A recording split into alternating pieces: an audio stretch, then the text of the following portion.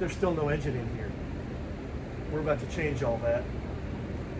Welcome back to Hopper's Hot Rods, the ongoing saga of the blown up engine. I think what we'll do is go ahead and build the other engine and keep it in the back as a spare. That's the best plan. Welcome to my new subscribers. Rascal, you named your channel after your dog, didn't you? Who named their channel after their dog? You did, didn't you? Want to go outside? And Bentley Beats, who obviously subscribed to my channel for my musical talent rather than the mechanical. You're very welcome. Come, let's see what's new in the box of death. The sturgeon moon outside, so bright. I wonder who names those things. Would you get to the point? Okay, I am. Settle down. The engine that we pulled out with the totally sketchy guillotine backbreaker thing of death, that was kind of a sketchy idea. So we're totally using that to put the engine back in the van. It'll be so much fun. You'll see. Give me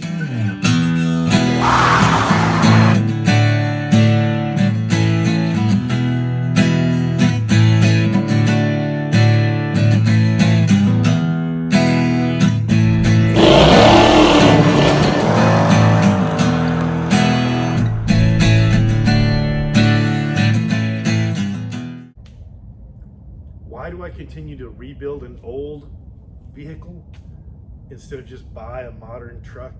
Why modernize an old truck instead of buying a modern truck? Why put your pants on in the morning? Why floss? Both of those are pretty good ideas. Stubbornness? You've seen it go together before, so I'll do my best to execute some concise I'll try to make it concise and move along.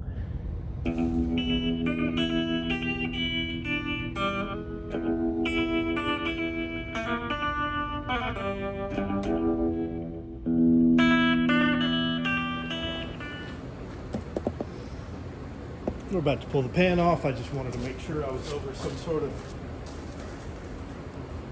pan so that, you know, it wouldn't make a giant mess.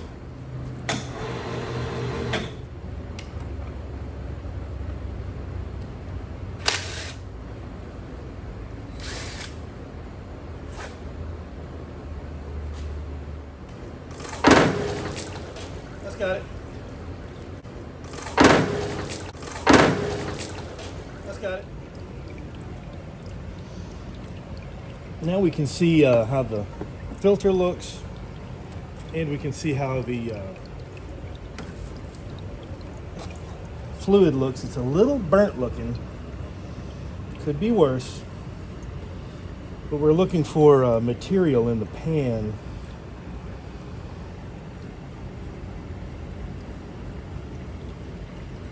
And it's really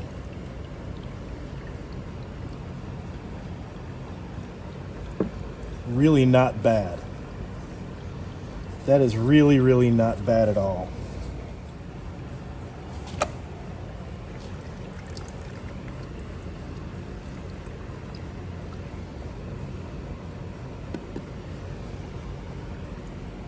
I'll put a light on that so you can see it.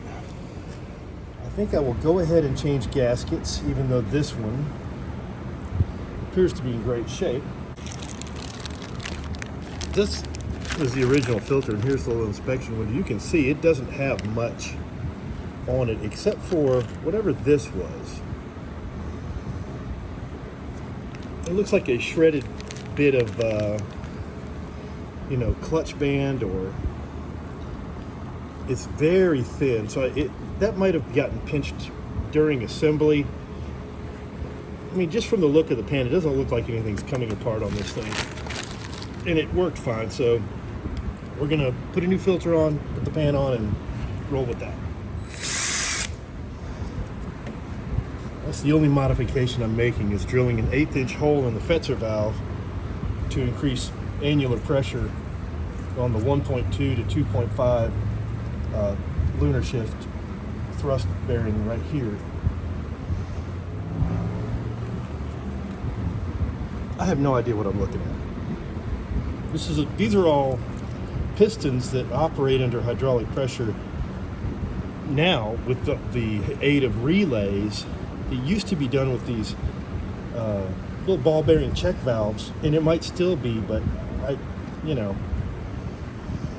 this is all kind of magic how this works. Whoever came up with that, I mean, how much do you not want to hang out with that guy?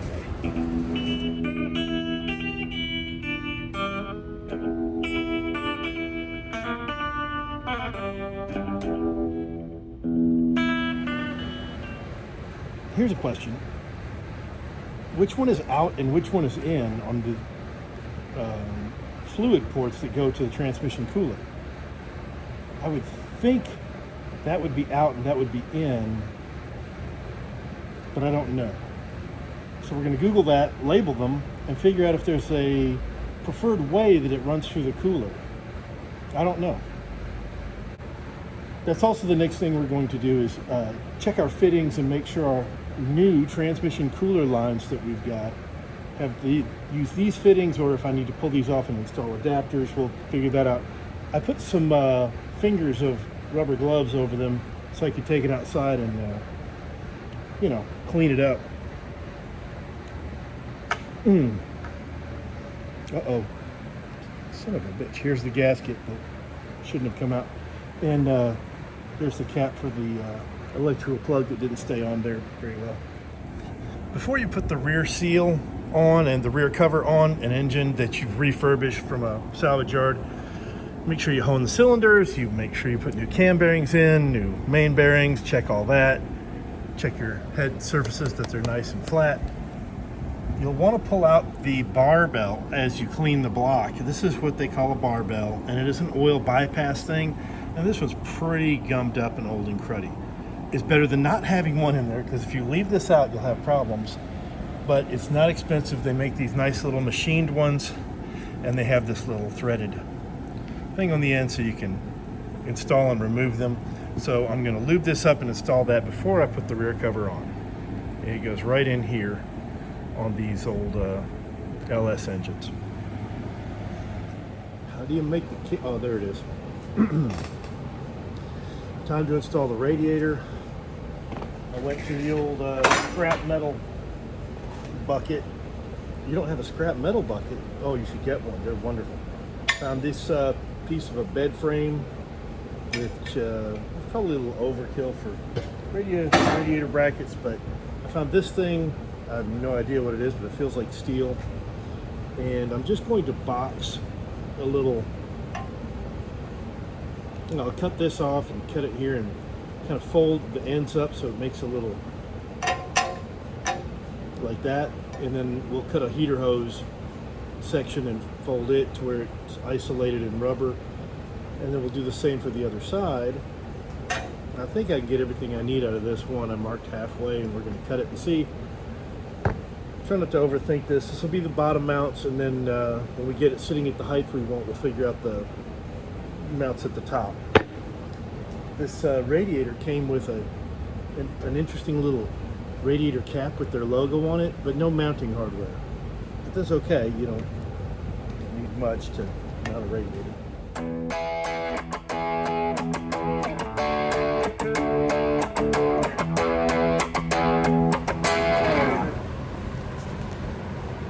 Mark this and mark that. Cut some. The idea is that I'll slice her here and right along here and here and here, and that will leave right about 3 inches. So even after we fold up these two tabs, there'll be 2 3/4 inches for our rubber isolator, and then our radiator should fit snugly into that.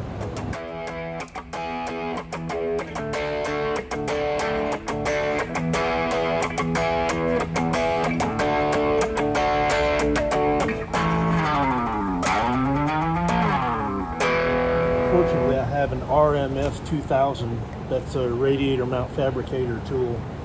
If you don't have one, I suggest you invest in one. They're not just for making a radiator mount. Every tool is a hammer if you have enough imagination.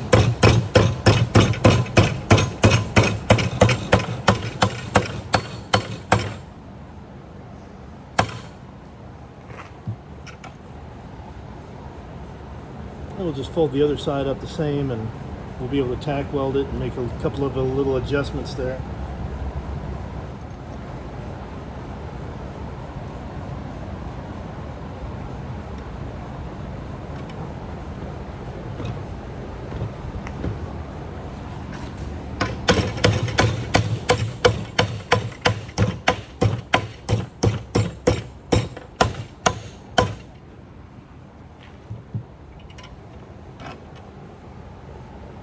I went ahead and did a little grinding so we have something to clamp onto if we decide to weld it. We probably don't need to, but we're going to go test fit it. Let's go see if this is H22. Meanwhile, back at the radiator, here's our rough design. It's a little wider this way, and I guess maybe we'll make that the base, like this. And it should be good. Got a little bit of play. For our rubber isolator that we're going to make, we might square up these folds just a little bit, and maybe we'll just tack a little tack right there and there just for fun, since we're probably going to need to build a little bit of a riser to get the height in the vehicle where we want it. So all right, let's make the other one. I set my sights and then home in, or is it hone in? I don't know. Here's our brackets for the bottom. Got a B on them, arrows pointing towards the front. Open that one up just a little bit, and the other one fits like a loose fitting glove onto measuring and fitment in the vehicle. I almost didn't film this part because I thought, this will be boring, but I guess all of this is boring to somebody that sees it as boring, and it's all interesting to, cool people. Here's our mount. I wedged some pieces of heater hose that I cut up to kind of isolate it and taped it in place. It can get a little tighter, but this will give us a good idea of where it's going to sit. I went ahead and marked the center of the opening and the center of the radiator core, because this tank part is wider than this tank, so we just want to put the core right in the middle. Anyway, I'll show you. We'll get it positioned in the van. So when I stick the radiator in, I'll put the center of the core there, and we'll see where our mounting is and try to get it close to that. Because the opening, though, is a little bit larger than the radiator, so we're fine anyway, but that's just a way I'm doing it. Now let's just see how badly we gouge this thing up trying to fit it in here all jacked up on Mountain Dew.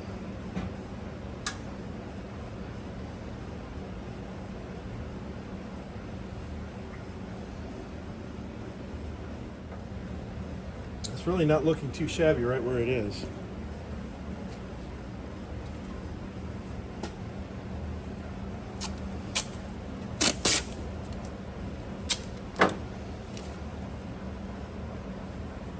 Just so it doesn't fall when I raise the lift, I'm going to throw a piece of tape on it.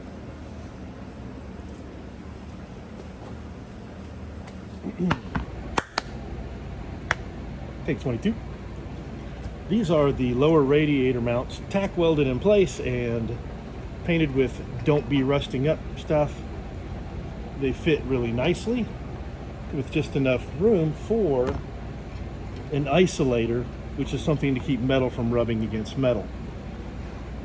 Because it got so hot, I thought it would be a good idea to go ahead and replace all the radiator and heater hoses. So I'm left with these good silicone heater hoses.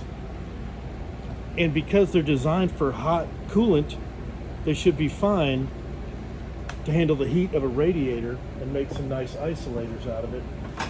So that's what we're going to do. We're just going to cut a piece of tubing that will fit snugly when you push this in, so none of this is rubbing against any of this. That's the idea.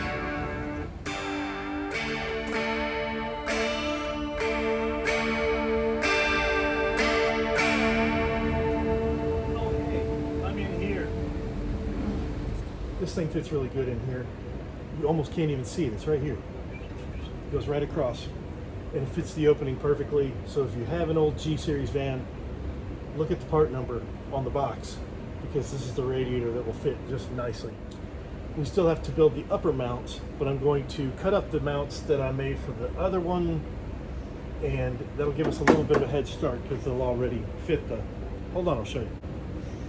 I already trimmed off what was the mangled bunch of stuff, and it fits. Hold on, I'll bring the camera. I'll bring the camera down and show you.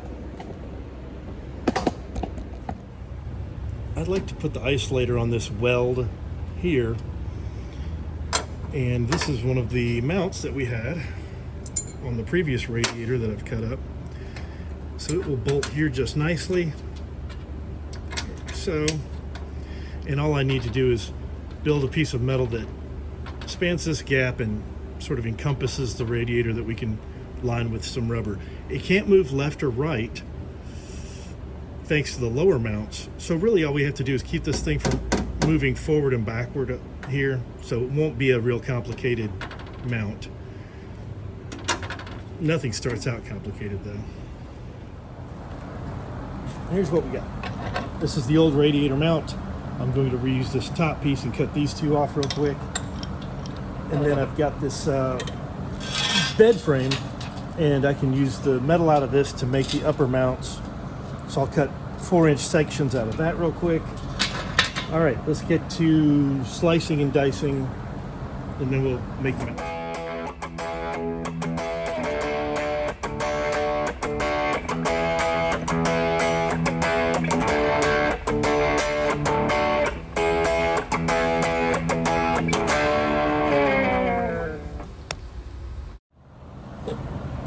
Here's our nicely cut little bracket things. Now we just need to use a precision device here to make sure our cut's going to be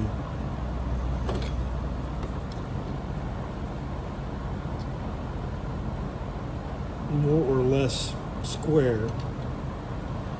You know, we could put it in this way and just tap it over it. That might be easier. Let's try that.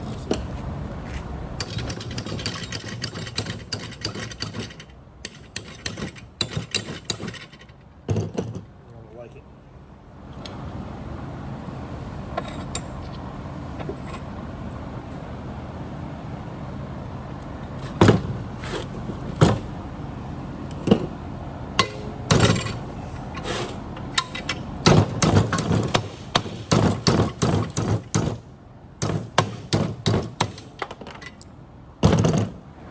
This is going to change our design just a little bit. I'll just have to cut a couple more pieces and do a couple more tack welds. Not a huge change. A little more cutting. Well, that took up way more time than it should have.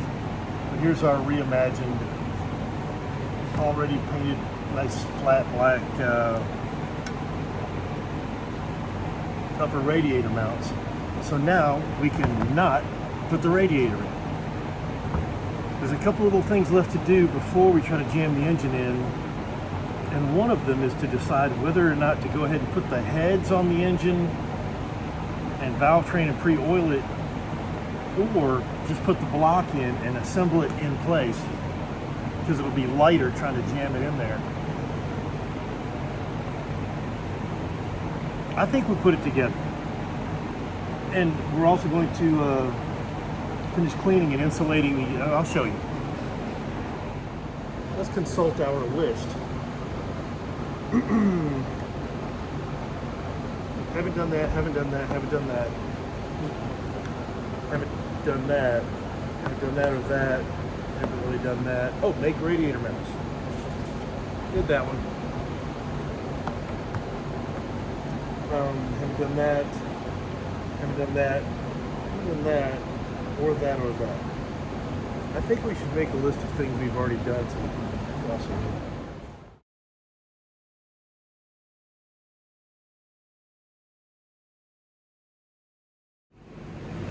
All right, the decision is made. We're going to try to pre-assemble the engine and pre-lube it before we try to jam it in there. I've got extra stuff to reinforce the our little boom thing so it can handle the weight. We can get it. So here's our list for before engine insertion. Not mounting, we're inserting it. You gotta insulate the doghouse area. I'll show you that in a second. Rebuild our boom thing a little better, a little higher, a little tighter, whatever. Clean the engine block, mount the heads, mount the rocker arms. Put the oil filter on before we pre-oil the engine. Put the engine on the table and attach our lift hook device thing, and that'll be it. We can roll it underneath there and hoist it right up in place. This is what was in there, and it's a little, you know, worse for wear. It's a little beat up, it's a little oily and greasy, and the way it's all curled back, there were a lot of gaps in the insulation. And it's basically just thin, you know, like what you put on an appliance. And it was held in place with this sort of springy coat hanger looking thing. Look how elaborate though, that's offset, just to make it fit perfect.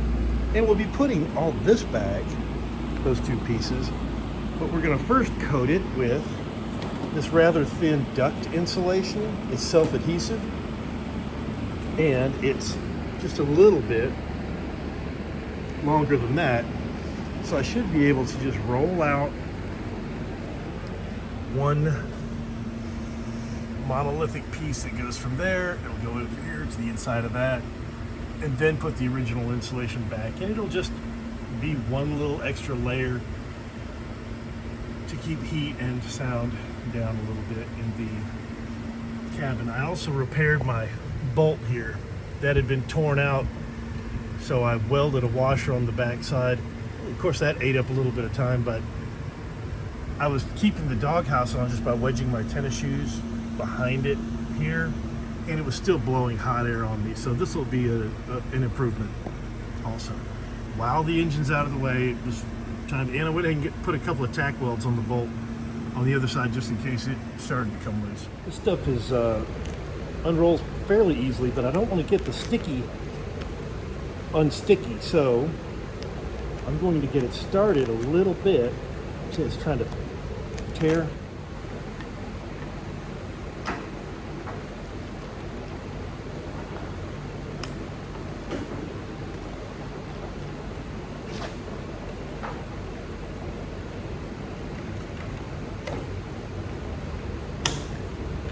There we are.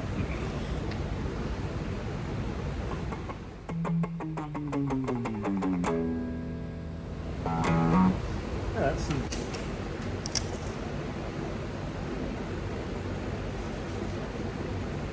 little thick formation right there.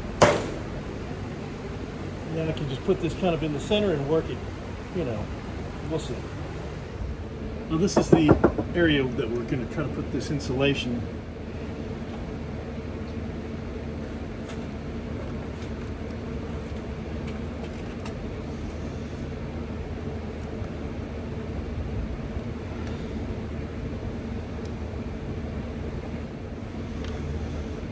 It's not going to be all done in one piece, I can tell you that, but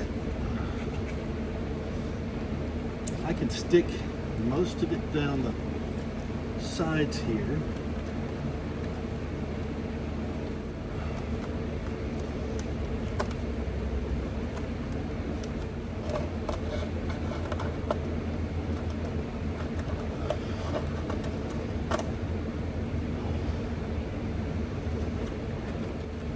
match this angle as we go.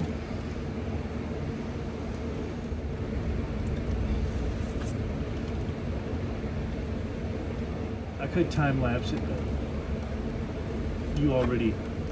I think you've lapsed enough time on this project already. That's part of it. I'm just going to go under like this all the way around. Here, come here, I'll show you. I don't know how effective this extra layer will be because, well, I have no idea. But it's an extra layer, and I'm in here. It works pretty good on the doors. There were big speaker holes there, so I just stuck it on there too. The overlap between Car Enthusiast and Lepidopterus is probably fairly slim, but I'm still going to show you this cool camouflage moth. It looks like a leaf. There he is. Isn't that cool looking? It's a pretty good size, really.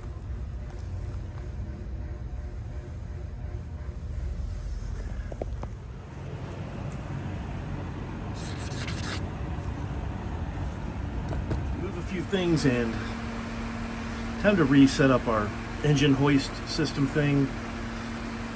Shouldn't take too long. I just need to redo a couple things, and I'm going to make it a little tighter in the middle.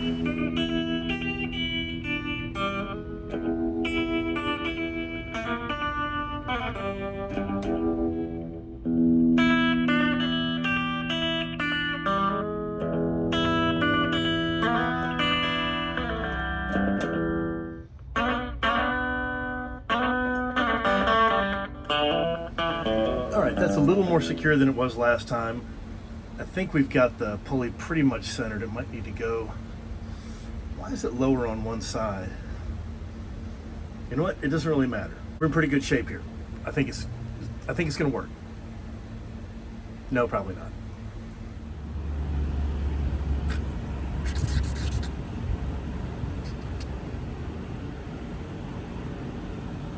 Not much weight, so we're gonna go ahead and clean the deck surfaces, put the heads on, rocker arms, all the stuff I just mentioned. You've seen me torque that down before, so I'll do a speedy uppy musical interlude and throw this thing together so we can jam it in the van finally.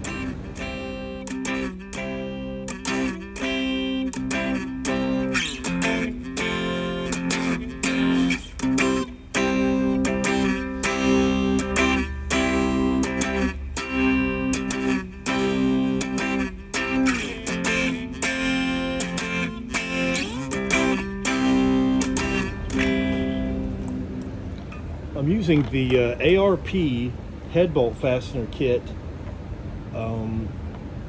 L34 3610. Don't use that on this because the bolts aren't long enough. This is the wrong bolt kit. Just a little snag. Dang it. Haha.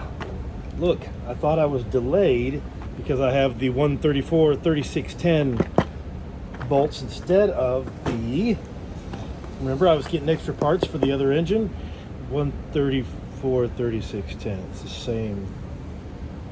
Damn. Okay, never mind. Holy retail, Batman. It looks like the local speed shop had the correct one. The 134 3609er should be the right bolt set.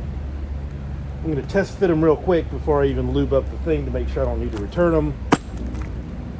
And if they fit, we're in business. Let's have a look.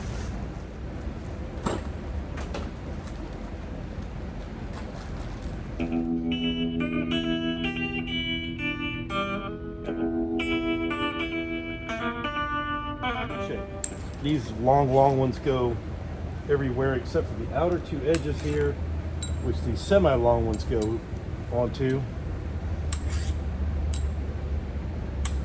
and the ones across here are the same on both engine blocks.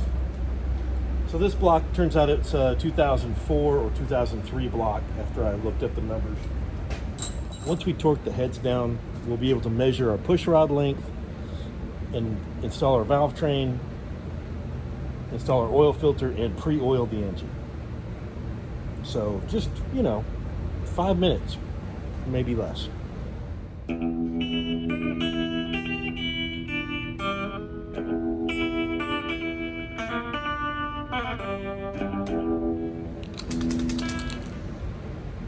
Just mark the ones that we've torqued completely, pre-oil it, put valve covers on it, and shove it up in the van. That's the, I'm going to repeat that a bunch of times probably.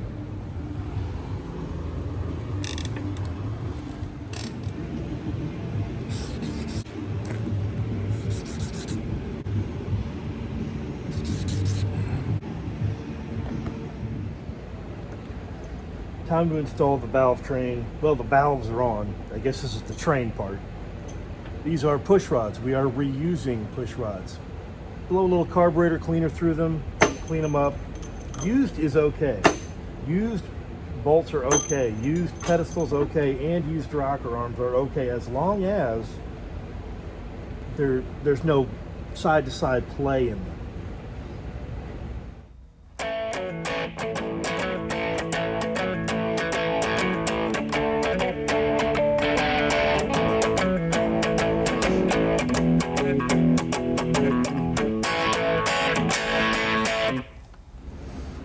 I wasn't going to reuse the stuff out of the burnt up engine, but it turns out that I might.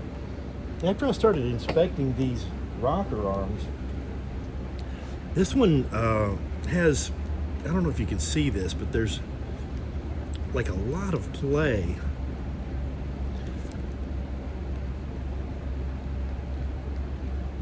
That shouldn't be there. I don't know if you can even see that. Here, let me see if I can get this to where you can see it.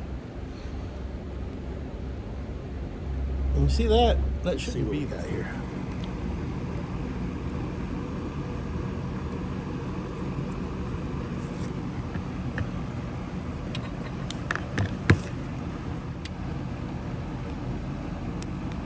Yeah, that's way bad. We don't need that.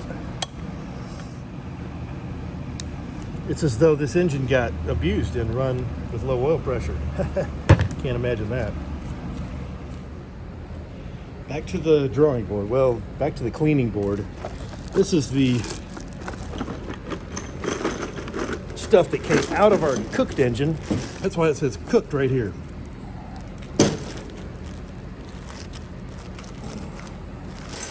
And if these are not in any kind of good shape, then we'll have to get new ones, I guess. This is the factory setup, and you can see there's a kind of a limit on how far the lifter can travel. It's more than what we need even for a fairly aggressive cam, and stock ones are pretty good for what we're doing, but I don't know. I'm going to inspect every one of them, and if there's any significant wear, we'll just be getting new ones. It's just stupid to reuse stuff that won't work. Just going to inspect everything, and then we'll figure it out. See if these are better than the other ones.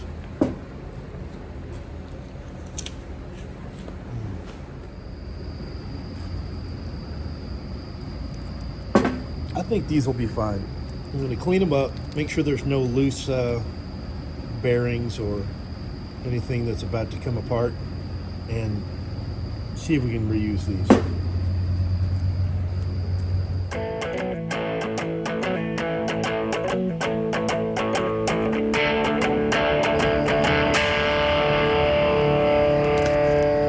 Well, they're not spotless, but now I can inspect them really well and make sure they don't have any play, anything that looks weird.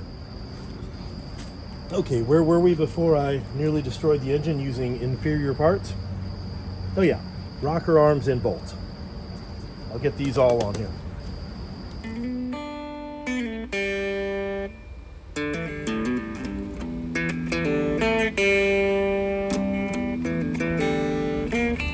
Well, that took 2 hours longer than it should, but the rocker arms are on and adjusted and torqued. Man, the sun's coming up again. Damn it. Next thing will be to pre-oil the engine. And then we can add a couple things that I completely forgot about. Because we went through this so very recently, I'm going to kind of skim through this whole pre-oiling thing. We've got our $15 bug sprayer from Lowe's or wherever. I've got my little adapter made, and the cable ties to keep this little washer O-ring in place. I can just spin that off and then put it back on and keep up with it. We'll put 2 quarts of oil, break-in oil, into our bug sprayer, and we'll attach it right here using what is that, an 8mm? Put my reader's on.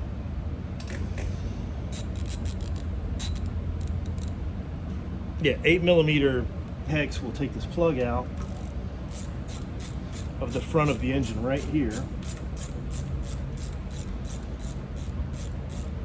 And, you know, people often will soak their lifters to make sure you get oil in the lifters.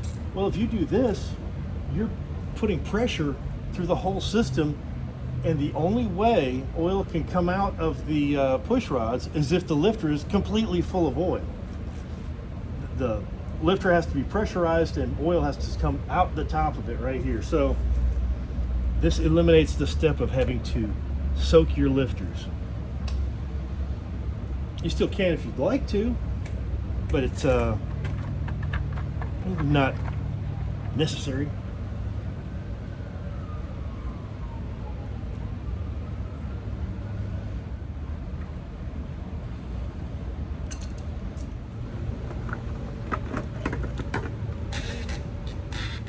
We're using the Royal Purple braking oil. Whatever. I'll put 2 quarts in this and then pump almost all of it into the engine. One thing I didn't mention last time though is there's no valve, so if you end up pumping all the oil in, you'll pump air back into your system, so you don't want to do that. Just pump it till it's nice and low, then pour the remaining oil into the engine. Of course, I don't remember how many times I pumped this thing, but we're all hooked up, and I'll pump some pressure in here and we'll just let her rip and start watching for oil to come out. It has to go through all the channels and fill the oil filter, and it's really sort of pushing past the no, it's not pushing past the oil pump. Yeah, it just has to fill the filter and go through all the channels, so it'll take a little while, but uh-oh. I just realized there's no cam sensor on here, or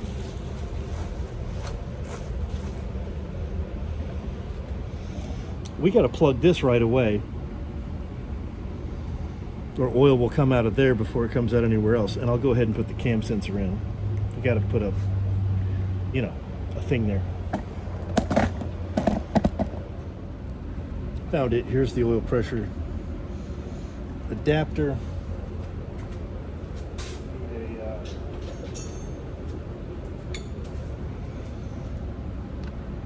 7/8 socket fits it pretty good, pretty well, pretty fine.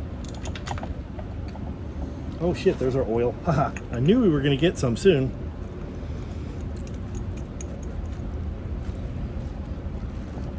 Good timing. Well, I guess it would have been good timing for it to do it right now, but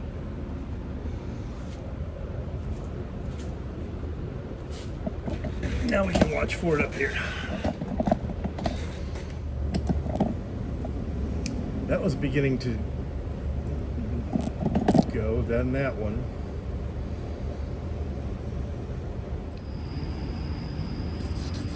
Pre-oiling is done. Now we need to put the engine on the table and attach it to the lift with our adjustment handle to the front. But I think we're going to go ahead and put the valve covers on first and a couple of the little things. Let's get to that. The engine is more or less assembled. Time to transfer it to the table, strap our adjustable thing on it, and shove it up under the van. Let's give it a try.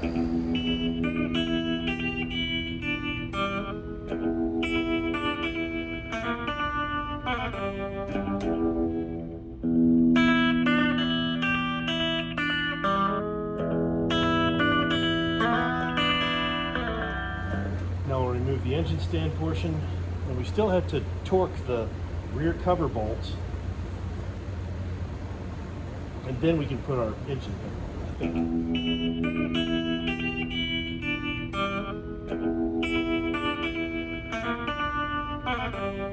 And are you ready for this bit of bling? Aha! Red valve covers. If we go by looks, it should run great. Unfortunately, looks have nothing to do with it. The next challenge is going to be to install this in such a way that the engine can hang nearly vertically, but that the adjuster can go back to the halfway point so it can sit more or less right. when we get it over the mounts. Somewhere right about here. Well, this is our rig. I know it can hit the balance point right here, but it can also, and this will be where we start, oops, it can also, and I fixed a little handle thing that was all bent up. We can also go all the way to the front, like such. And with any luck, it'll be able to just about hang at a 45-degree angle from the front, which we will test.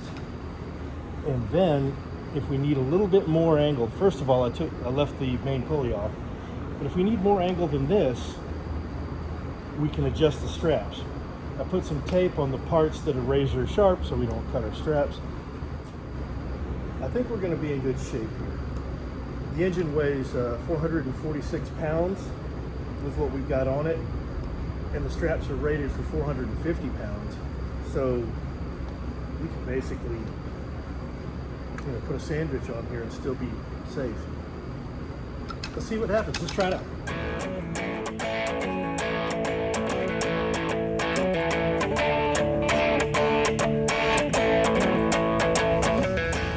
Well, here we go. Let's, I thought maybe I'd share a bit of this attempt.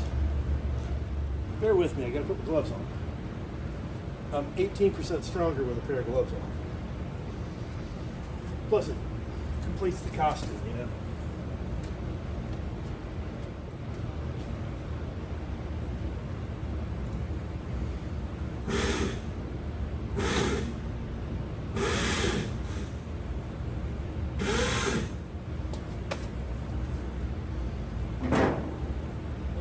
Okay, it's going in the right direction, which is up. It's up. I'm going to start with the adjuster all the way forward. I believe that's what we're going to need.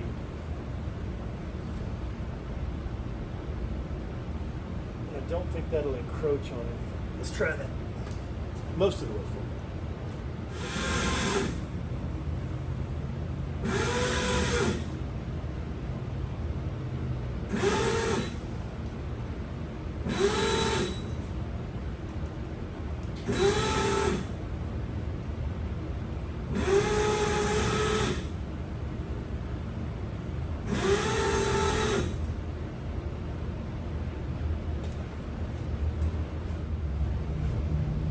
We're still going to have to shove it back a pretty good ways to get it past this cross member, but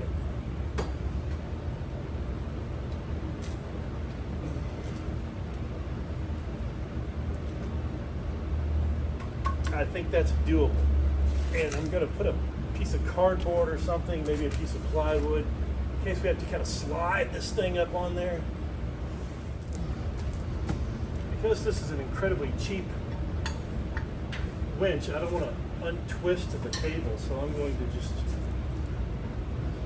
I don't know, hook this to something so it won't continually spin while I'm going to the back.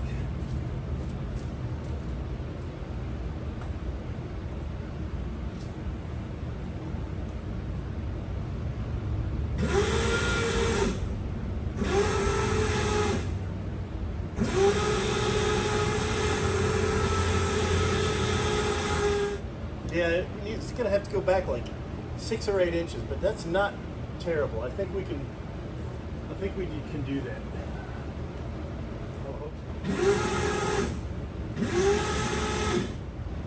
I don't know. I mean, so far it looks fine. Let's just keep going, huh? Well, we're going shaky cam so I can show you what I'm working on. There's our built-in homemade boom hoist. Oh, there's our slightly cleaned up and double insulated doghouse area. Here's our engine hoist and engine. And what I did was hooked another of the 30th ratchet strap that we're using to try to get this pulled back enough so that that won't hit that on the way up, because once we're past that, we can start moving forward and adjusting the adjuster to level out the engine and get it up over the motor mount humps here. So far so good. We'll see what transpires in the next few minutes. I'll try to get you another angle so you can see this thing fall on me.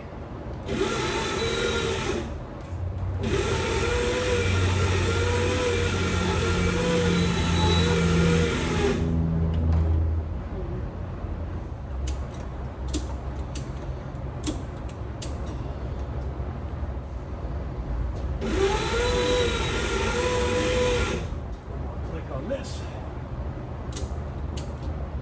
Soldier 2.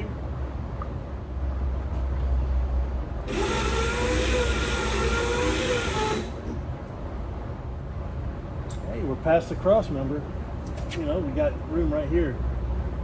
Get a couple more and start putting slack on that, you know, ratchet strip.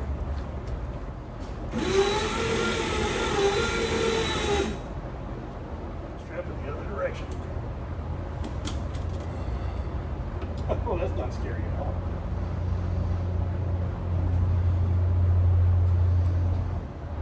It's not enough angle, is it? These are going to hit. I shouldn't have put the heads on. Why did I put the heads on? What was I thinking? Well, let's go up a little bit more.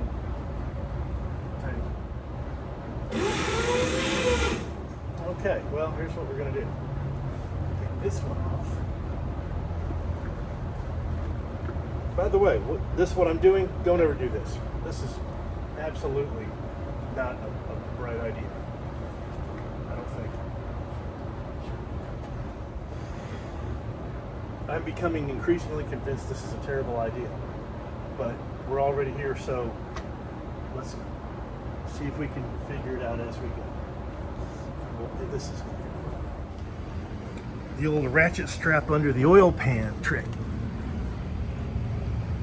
And now we've got these, which will still not clear, and the motor mounts, which have to go up and over those.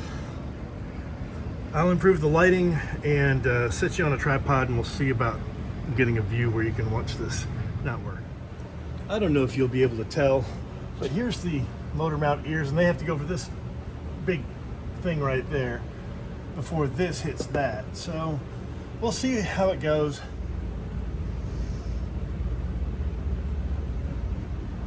Oh, that's really pretty close.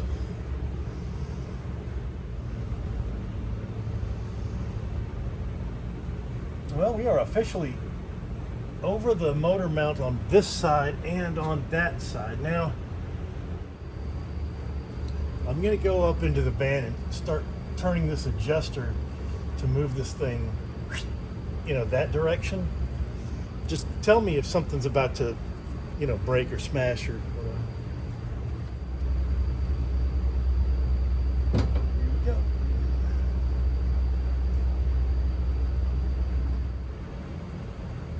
That's what we'll do. We'll let the winch down just a little.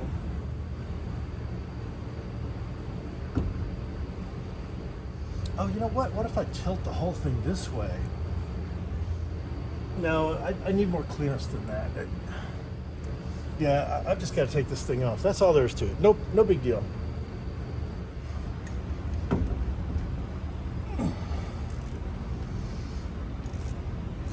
Yeah, I think this will give us the clearance we need. There, that gives us a little more clearance.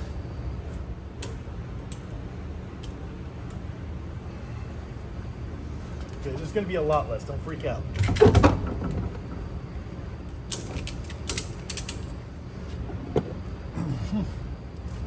I think it's time to lower the van down. Yes.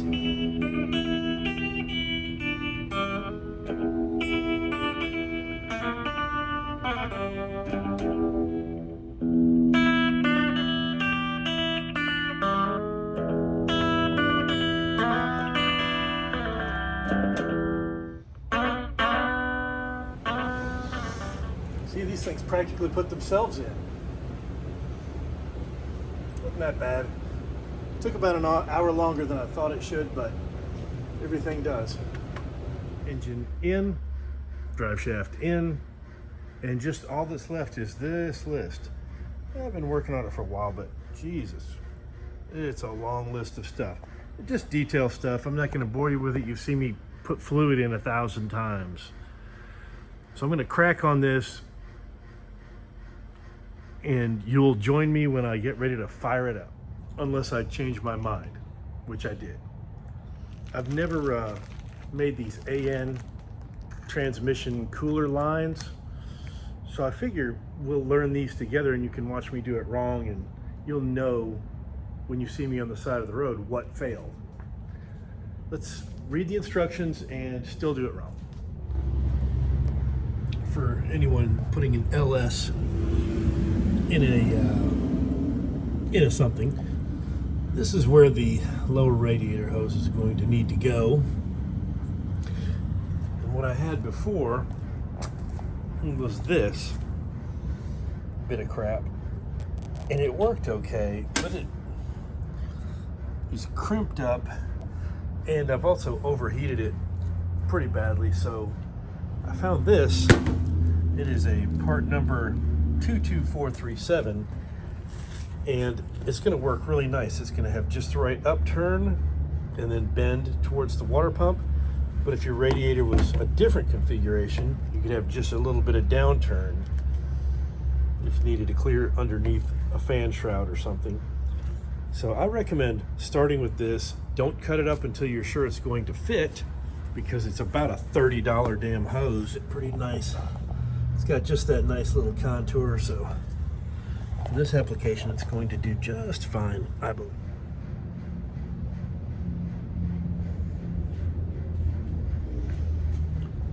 I've got this piece of electrical wire as my envisioning tool. I've contoured it to sort of closely match the hose, and figured out the length by trimming off a bit, because you don't want to cut it too short. Let's test fit this, and well, first let's cut this off and test fit it.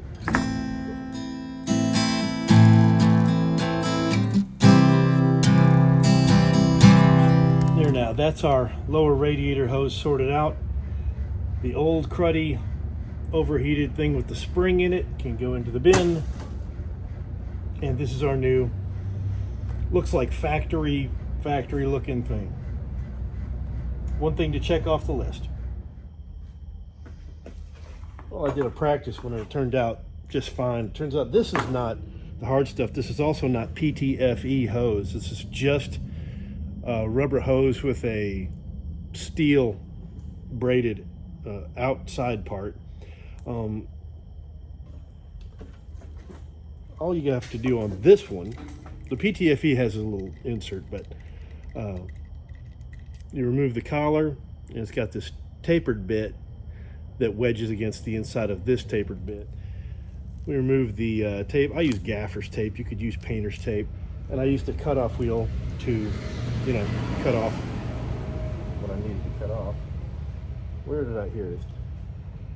You thread this thing on here, just make sure there's not a ton of flyaways, and you start threading it on here in a reverse rotation, like you're unscrewing it, like you're uninstalling it.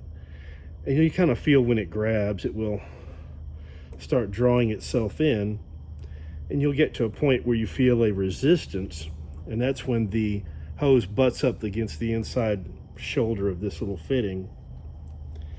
You can also see it if you bother using some light, which I guess I could get and show you.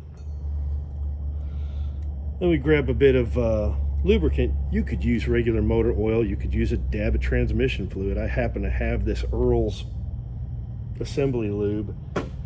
And you throw a little of that on the end here. It's not going to hurt you to get some on the threads, because aluminum has a tendency to gall itself together.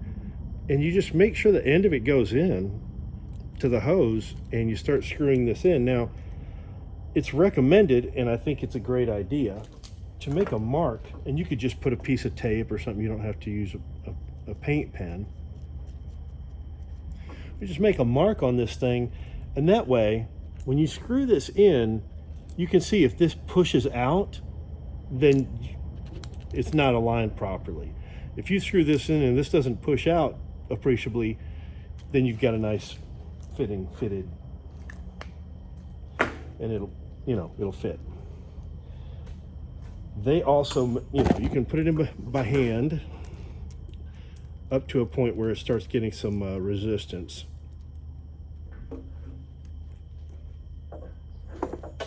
And chunk it in a vise,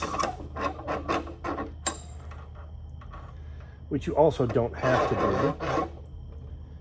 You can absolutely just use 2 wrenches, but I happen to have a vise right here. And now you just feed it on the rest of the way. I should do that a couple more times.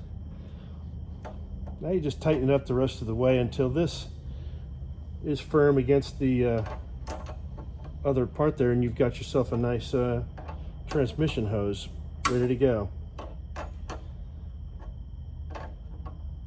I don't know if this is superior to the rubber hose with the barbed fitting like you get in a regular transmission cooler kit,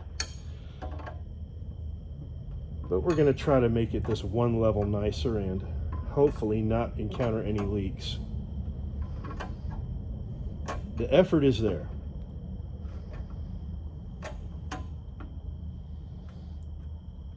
And that's it.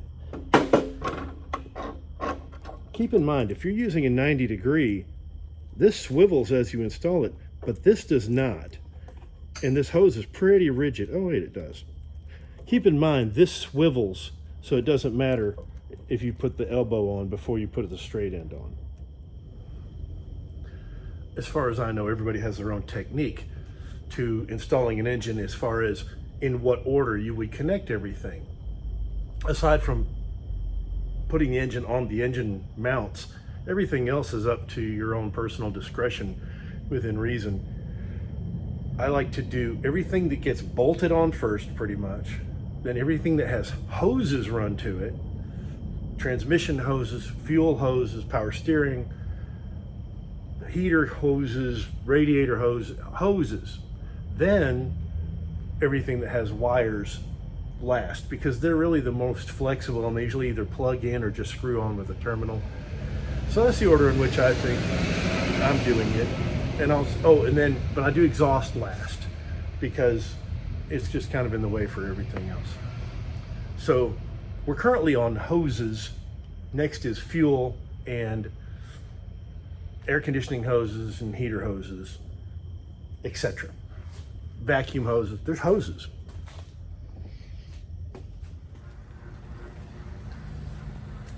Well, here's our home-built engine. Kind of well color coordinated with the red and the gray and the black.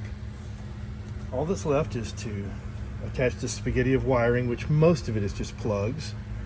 And this thing will be ready to fire up once we put oil in the engine and coolant in the radiator and transmission fluid in the transmission. And there's our fan mounted to our new radiator, fancy chrome cap that it came with. So a few wires that I'm going to put in loom that weren't loomed before, and she'll be ready to fire up. It's almost exciting, but there's a sense of dread.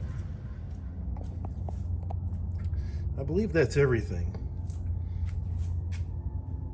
I started putting coolant in it. I've added oil, transmission fluid. Let's see if it'll fire up. I got the battery connected. Most of the wires are tidied up. This is our new programming cable. Get to that in a minute. Let's see what happens when we turn the key on. I mean, it's the same programming as before. I wonder what the blue light is about. I heard the fuel. I'm gonna cycle the key one more time and let the fuel get all the way to the thing. The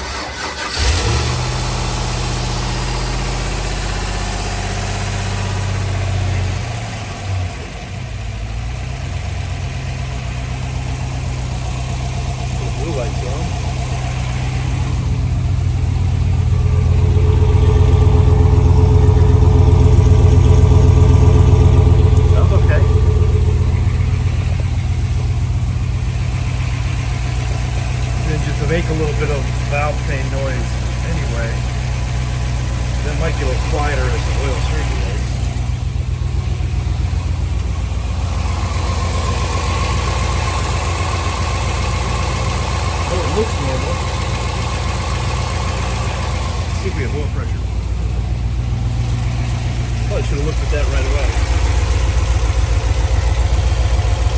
got oil, friend.